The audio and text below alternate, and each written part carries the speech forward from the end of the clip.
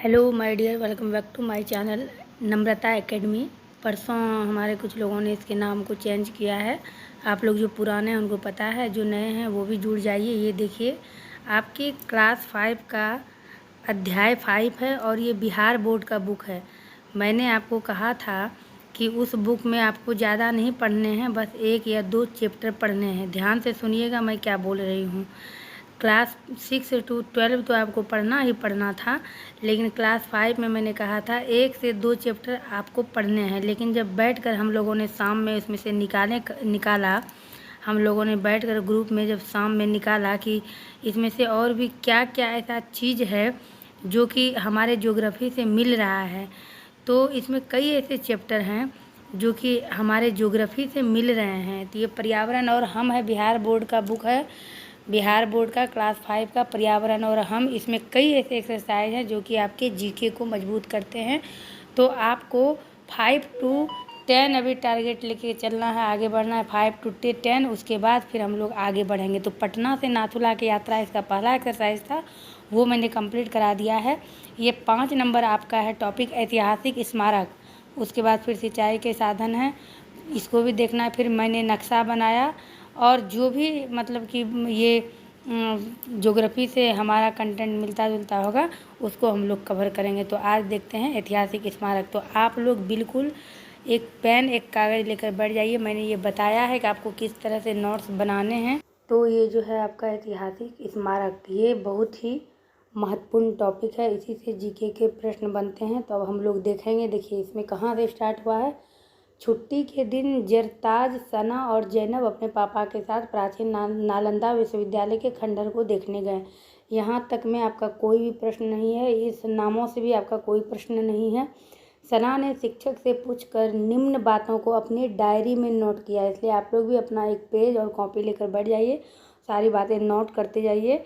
और इसमें क्या है कि आपको खुद समझ में आएगा क्वेश्चन और भी कहाँ से बन रहे हैं। हम लोग जिसे नालंदा खंडहर कहते हैं, वास्तव में यह प्राचीन काल में एक विशाल विश्वविद्यालय था।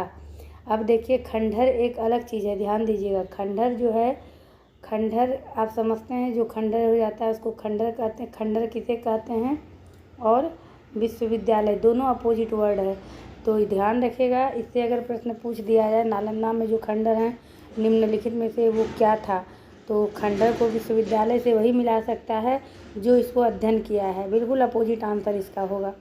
आगे बढ़िएगा। आगे कहता है नालंदा विश्वविद्यालय संसार का प्रथम आवासीय विश्वविद्यालय था। तो प्रश्न देखिएगा, ये जो संसार है यानी कि विश्व का प्रथम आवासीय विश्वविद्यालय कौन सा था, तो इसका होगा नालंदा। आप इस तरह से भी लिख सकते हैं कि आपने नालंदा लिख लिया और नालंदा लिख करके आपने डेश दे दिया यहाँ पर, और यहाँ आप लिख सकते हैं विश्व का प्रथम आवासीय विश्वविद्यालय, जिसको कि आजकल हॉस्टल कहते हैं। यहाँ से एक प्रश्न बने आपके। उसके बाद है यहाँ गुप्त सम्राट कुमार गुप्त के संरक्षण में इसकी स्थापना 5वीं शताब्दी में हुई। एक क्वेश्चन, नालंदा विश्वविद्यालय की स्थापना किस शताब्दी में हुई है? 5वीं शताब्दी में हुई है। किस सम्राट के संरक्षण में हुई है? तो गुप्त सम्राट यानी गुप्त वंश के सम्राट कुमार गुप्त के संरक्षण में नालंदा विश्वविद्यालय की स्थापना हुई है। उसके बाद है आपका क्वेश्चन, जरताज ने भारतीय पुरातत्व सर्वेक्षण की पुस्तक पढ़ी और जाना। अब देखिए, ये लाइन में कोई आपका प्रश्न नहीं है। उसने जब पुस्तक पढ़ी, भारतीय पुरातत्व सर्वेक्षण की पुस्तक पढ़ी, तो उसने क्या जाना? तो उसने जाना कि इसमें 10,000 से भी अधिक छात्र थे, लगभग 2,000 शिक्षक थे। ये महत्वपूर्ण नहीं है, इस लाइन से आपका प्रश्न महत्वपूर्ण नहीं है। इस ज्ञान केंद्र ने विश्व के कोने कोने से विद्वानों तथा छात्रों को आकर्षित किया। यहाँ कोरिया, जापान, चीन, तिब्बत, इंडोनेशिया तथा तुर्की आदि देशों से लोग पढ़ने पढ़ाने के लिए आते थे। ये भी महत्वपूर्ण इसीलिए नहीं है कि सिर्फ कोरिया, जापान, चीन, तिब्बत, इंडोनेशिया और तुर्की से ही नहीं, ऐसे और भी कई देश थे, ऐसे और भी कई क्षेत्रीय भाग थे जहाँ से लोग पढ़ाने आते थे, जो कि आपके पुस्तक में वर्णित नहीं है। इसीलिए इससे भी कोई प्रश्न आपका नहीं निकल रहा है। जैनब ने सूचना पट्टी पढ़कर नोट किया। अब क्या नोट किया, अब देखना है। तो 8वीं से 12वीं शताब्दी के बीच इसका उत्कर्ष काल था। यहाँ एक आपको महत्वपूर्ण लग रहा है, इसके उत्कर्ष काल को लेकर के आप इसको महत्वपूर्ण मान सकते हैं। चीनी यात्री ह्वेंग सांग फैनसांग जो है, फैनसांग बिल्कुल महत्वपूर्ण है क्योंकि इन्होंने यहीं से अपनी शिक्षा प्राप्त की है। यहाँ आकर वो पढ़े हैं, वो चीन के थे और 12वीं शताब्दी के अंत तक इस विश्व प्रसिद्ध ज्ञान केंद्र का अंत हो गया। तो ये सबसे ज़्यादा महत्वपूर्ण लाइन है। सबसे ज़्यादा महत्वपूर्ण लाइन क्या है कि इसकी उत्पत्ति कब हुई? तो आपने देखा कि इसकी स्थापना 5वीं शताब्दी में हुई थी और अंत कब हुआ चीनी विश्वविद्यालय का, नालंदा विश्वविद्यालय का? तो 12वीं शताब्दी के अंत तक में इस प्रसिद्ध ज्ञान केंद्र का अंत हो गया। तो इतने महत्वपूर्ण यहाँ से क्वेश्चन आपके निकल के आए। गाइड ने बताया इस विश्वविद्यालय का भवन प्राचीन कला का बेहतरीन नमूना है जो चारों तरफ से ऊंची ऊंची दीवारों से घिरा है। इसमें भी कोई प्रश्न नहीं है, आपको कुछ भी याद नहीं करना नहीं है, बिल्कुल आसान है ये। इसका मुख्य द्वार शानदार था। इसमें 8 अलग अलग प्रांगण तथा 10 मंदिर थे जिसमें अनेक ध्यान केंद्र थे। तो ये आपके माइंड में रह जाएगा कि 10 मंदिर थे और अलग अलग प्रांगण आंगन के टाइप का था जो अलग अलग ध्यान के केंद्र थे। आगे बढ़ेंगे। पुस्तकालय क्षेत्र धर्मगंज कहलाता था। तो ये थोड़ा सा महत्वपूर्ण लग रहा है। पुस्तकालय क्षेत्र, नालंदा विश्वविद्यालय का जो पुस्तकालय क्षेत्र था, चूँकि वो विश्वविद्यालय था और लाइब्रेरी जो है मायने रखता है किसी भी विश्वविद्यालय में, तो लाइब्रेरी का जो एरिया था, जो पुस्तकालय क्षेत्र था, उसे क्या कहा जाता था? तो धर्मगंज कहा जाता था। देखिए क्वेश्चन आपका बीपीएससी बनाएगा, किस तरह से बनाएगा ये अभी किसी को मालूम नहीं है। कोई भी तैयारी करता है तो किसी पैटर्न के आधार पर, लेकिन आप जो भी पढ़ रहे हैं कल दिन आपको शिक्षक बन के यही पढ़ाना है, इसलिए आपके लिए बिल्कुल महत्वपूर्ण है कि आपका बिल्कुल बेसिक तैयार हो रहा है। जीके जिसको कहते हैं, आप ज्योग्राफी पढ़ रहे हैं लेकिन ज्योग्राफी के साथ साथ आपका जीके भी तैयार हो रहा है। तो पुस्तकालय जो था नालंदा विश्वविद्यालय का, वो 9 मंजिली इमारत था। इसमें 3 पुस्तकालय थे, रत्न दधि, रत्न रंजक और रत्न सागर। ये देखिए ये तीनों महत्वपूर्ण है, रत्न दधि, रत्न रंजक और रत्न सागर, ये तीनों महत्वपूर्ण थे। जयप्रकाश सना और जयवब के पापा ने भी विश्वविद्यालय के बारे में चर्चा की। इसके प्रवेश द्वार पर 4 द्वार पंडित होते थे, 4 द्वार पंडित होते थे जो प्रवेश परीक्षा लेकर विश्वविद्यालय में प्रवेश देते थे। देखिए यानी कि एंट्री एग्ज़ाम जो होता है तब भी ये था, प्रवेश परीक्षा लेकर के तब उनको प्रवेश मिलता था। और हम लोगों को खुश होना चाहिए कि इस विश्वविद्यालय को नए सिरे से पुनर्जीवित करने का प्रयास हो रहा है। यह कार्य पूर्व राष्ट्रपति डॉक्टर APJ अब्दुल कलाम के मार्गदर्शन में आरंभ हुआ तथा नोबेल पुरस्कार से सम्मानित भारत रत्न डॉक्टर अमर्त्य सेन एवं अन्य विशेषज्ञों की देखरेख में चल रहा है। तो एक क्वेश्चन यहाँ से आपका निकला कि नोबेल पुरस्कार से निम्नलिखित में से किसे सम्मानित किया गया। अब आपको ध्यान में ये रखना है कि इस बुक से क्या निकल के आ रहा है। बाकी तो जीके में कई ऐसे महानुभाव हैं जिनको नोबेल पुरस्कार मिला हुआ है। यहाँ से एक प्रश्न आपका निकला, प्राचीन विश्वविद्यालय की पुनर्स्थापना हम भारतवासियों के लिए गौरव की बात है। इतना जानने के बाद अब हम लोग नीचे चलते हैं और नीचे देखेंगे विश्व के प्रथम आवासीय विश्वविद्यालय का नाम लिखिए। आप लोग, कुछ लोग कहते हैं कि मैम आप क्वेश्चन भी करा दीजिए, आंसर भी करा दीजिए। अब आप मुझे बताइए कि मैंने जितना पढ़ाया उसमें से जो क्वेश्चन आपके नीचे आ रहे हैं, बाकी जो भी क्वेश्चन उठ रहे हैं, बताइए कि कहाँ प्रॉब्लम है, कितना ईजी है। विश्व के प्रथम आवासीय विश्वविद्यालय का नाम नालंदा विश्वविद्यालय। यह विद्यालय कहाँ स्थित है? नालंदा में स्थित है। इस विद्यालय में कहाँ कहाँ से छात्र आते थे? अब ये सवाल चूँकि बुक के बच्चों के लिए है तो जितना जगह वर्णित है इस चैप्टर में उतना आप माइंड में रख लीजिए। हो सकता है इसमें से कोई एक ऑप्शन दे दे, लेकिन ये क्वेश्चन उतना महत्वपूर्ण समझ में मुझे नहीं आया।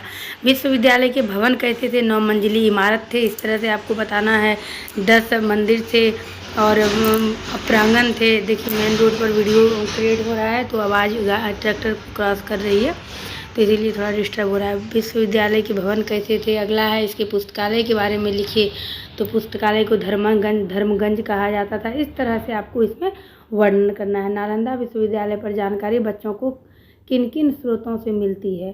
तो इतिहास से मिलती है और ये देखिए पर्यावरण और हम है, और किन किन स्रोतों से मिलती है? तो बहुत सारे ऐसे स्रोत हैं, बुक में वर्णित है, अभी भी वहाँ ये विश्वविद्यालय है।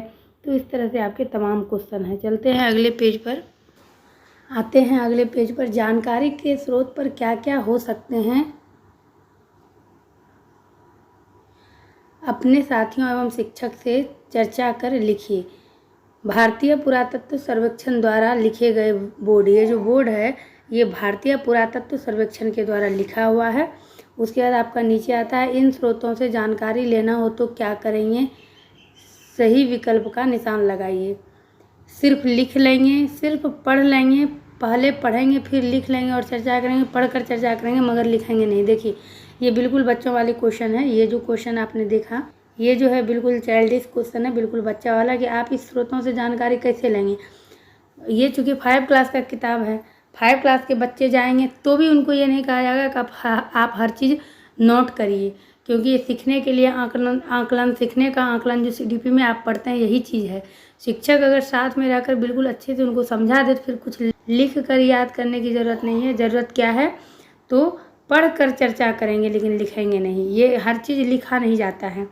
और अब आगे हम लोग आते हैं बिहार के स्मारक। ये काफ़ी महत्वपूर्ण है, इस पर ध्यान दीजिएगा। बिहार के स्मारक, बिहार प्राचीन ऐतिहासिक स्मारकों से भरा पड़ा है। बिहार प्राचीन ऐतिहासिक स्मारकों से भरा पड़ा है, क्योंकि आपने मैप में मैंने आपको दिखाया है कि किस तरह से बिहार किसके पास है, किसके नज़दीक है। दिल्ली से यूपी बिहार कितने आसपास है। तो दिल्ली में चूँकि दिल्ली भारत की राजधानी है, दिल्ली को ही हर तरह से केंद्र मुगलों ने भी बनाया था, बहुत तरह के अंग्रेज़ों ने बनाया था। तो इसीलिए दिल्ली के आसपास जो बिहार है, क्षेत्रीय बंटवारा तो बाद में हुआ, जिस स्थान पर जिसको जिस तरह से जो बनाने का मौका मिला उन्होंने बनाया है। इसीलिए बिहार जो है प्राचीन ऐतिहासिक स्मारकों से भरा है। चाहे मगध की राजधानी गिरिब्रज राजगीर, अब देखिए ये देखिए राजगीर को गिरिब्रज कहा जाता है। कितने कहा जाता था, कितने महत्वपूर्ण सारी बात हैं, इसको बिल्कुल आप लोग नोट डाउन करते जाइए। और उसके बाद वर्तमान पटना को पाटलिपुत्र कहा जाता था, और ये मगध को, पटना को मगध नहीं बिहार को मगध कहा जाता था। और नालंदा में नालंदा विश्वविद्यालय हो या भागलपुर स्थित विक्रमशिला विश्वविद्यालय, यानी कि नालंदा विश्वविद्यालय को भागलपुर में स्थित विक्रमशिला विश्वविद्यालय से तुलना की क्या गया है। आप लोगों में से कौन कौन भागलपुर से हैं बताइएगा। मैं तो भागलपुर से हूँ।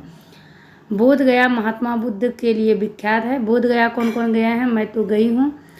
तो वैशाली भगवान महावीर की जन्मस्थली के लिए। देखिए 3-4 चीज़ बिल्कुल आप 4 चीज़ इसमें आपका हो गया। नालंदा में जिस तरह से नालंदा विश्वविद्यालय है, भागलपुर में उसी तरह से विक्रमशिला विश्वविद्यालय, और बोध गया जो है महात्मा बुद्ध के लिए विख्यात है, और वैशाली भगवान महावीर की जन्मस्थली है। बिहार में सिखों के अंतिम गुरु गुरु गोविंद सिंह का जन्मस्थान पटना साहिब है। अब सिखों के अंतिम गुरु कौन थे, गुरु गोविंद सिंह, इनका जन्मस्थान कहाँ था, पटना साहिब। और सूफी संतों का केंद्र भी यही राज्य था। तो सूफी संत का केंद्र और सिखों के जो अंतिम गुरु थे गुरु गोविंद सिंह, दोनों का जो एक जगह रहा है पटना साहिब रहा है। प्राचीन काल में सम्राट अशोक का राज्य भी कहा जाता था पटना साहिब को। उसने जन कल्याणकारी संदेशों के साथ अनेक स्तंभ बनवाए जो आज भी नंदनगढ़, लौरिया तथा कोल्हुआ में देखे जा सकते हैं। मोतिहारी के केसरिया में विश्व का सबसे ऊंचा एवं बड़ा बौद्ध स्तूप है। यहाँ देखिए मोतिहारी के केसरिया में विश्व का सबसे ऊंचा। तो जब विश्व की बात आ जाती है, ये आपका बिल्कुल महत्वपूर्ण है, विश्व का सबसे ऊंचा। और देखिए जो नहीं पढ़ेंगे या जिनको लगेगा कि जिन्होंने अध्ययन ही नहीं किया वो कहेंगे आउट ऑफ सिलेबस पूछा गया, विश्व स्तर से क्वेश्चन पूछा गया, नेशनल लेवल से। लेकिन ये देखिए चूँकि ये बिहार में स्थित है इसीलिए विश्व का सबसे ऊंचा इसको कहा गया है और इसको वर्णन किया गया है। मोतिहारी के केसरिया में विश्व का सबसे ऊंचा तथा बड़ा बौद्ध स्तूप है।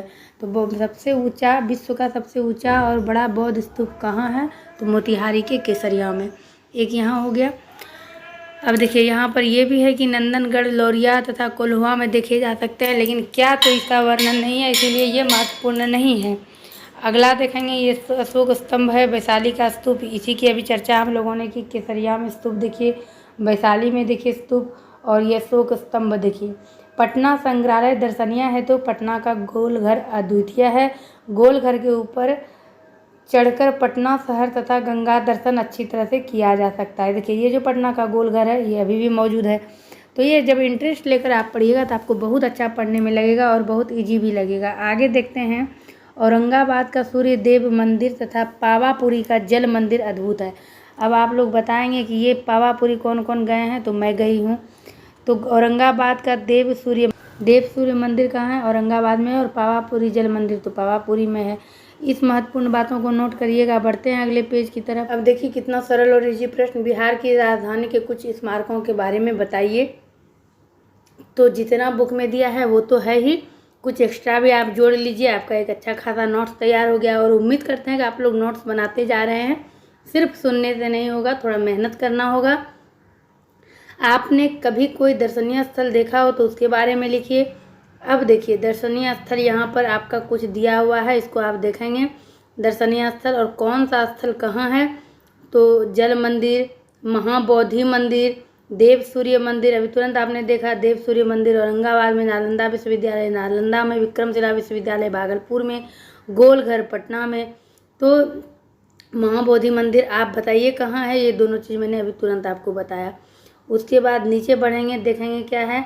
अपने शिक्षक से सम्राट अशोक के बारे में जानकारी प्राप्त कीजिए। ये बच्चों के लिए है, क्योंकि आगे जब आप चलेंगे 9th 10th तक पहुँचेंगे तो आपको सम्राट अशोक के बारे में खुद ब खुद पढ़ना पड़ेगा। और उसके बाद है आपका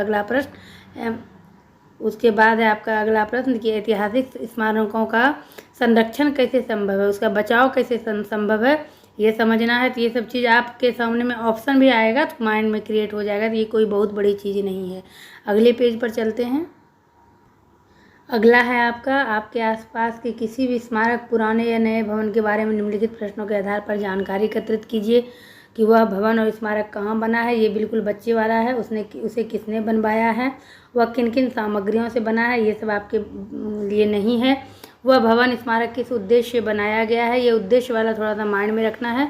और लास्ट में आपका क्या है कि मुख्यमंत्री बिहार दर्शन योजना के अंतर्गत बच्चों को ऐतिहासिक स्थल का दर्शन कराएं, ये शामिल किया गया है आपके कंटेंट में। आपके जो वो होते हैं विषय सूची होते हैं, इसमें ये शामिल किया गया है बच्चों को क्षेत्र भ्रमण के लिए लेकर जाना। ये CDP में भी पूछा जाता है। और आखिरी है आपका, क्या आप जानते हैं नालंदा विश्वविद्यालय के निर्माण में ईंट पत्थर आदि का इस्तेमाल किया गया है।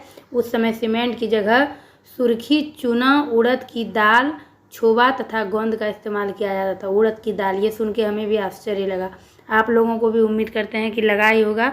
आश्चर्य वाली बात है कि घर बनाने में अगर उड़द की दाल का, चूना का ज़रूरत पड़े। चूना का तो खैर अभी भी पड़ता है। तो इस एक्सरसाइज से आपने देखा कि कितने महत्वपूर्ण सारे क्वेश्चन निकल के आए हैं। सबको आपने देखा। ये इमारत के बारे में हमने देखा।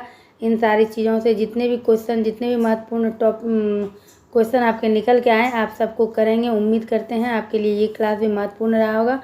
बने रहिएगा इस चैनल पर, इसी तरह के कंटेंट आपको मिलते रहेंगे। मिलते हैं आप लोगों से आगे। जो नए हैं चैनल सब्सक्राइब करिएगा। मिलती हूँ मैं आपसे अपने अगले वीडियो में।